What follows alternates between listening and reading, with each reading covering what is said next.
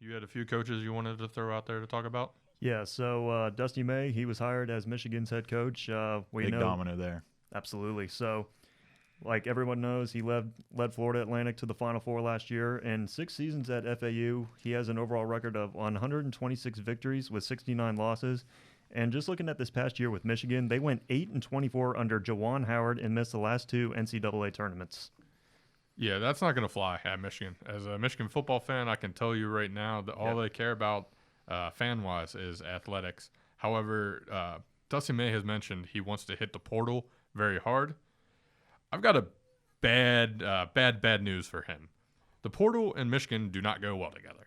That's crazy. Jawan Howard had the names Terrence Shannon, who we'll probably talk about later on when talking about Illinois. Yep, Caleb Love, who we'll talk about when we talk about Arizona. of course. And Hunter Dickinson on the roster, and they didn't want to pay him the NIL. 2 of them couldn't get in school because their grades weren't, or their classes didn't carry over at Michigan. That's crazy.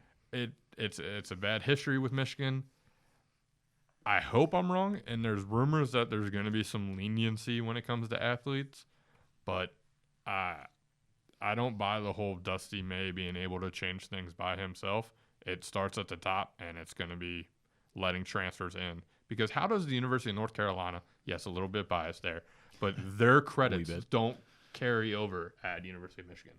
Like, Carolina's no slouch school. No, Not at all. I mean, when it comes to athletes, they got a little history there, but as far as like the academics go at North Carolina, it's still an upstanding college. And yeah, I think that's the part that you enlightened me on, because I didn't really think about it. I just thought, okay, we have this great coach from FAU, built that program from scratch, and now he's going to Michigan State to essentially build it from scratch. I felt that was pretty much an easy fit there.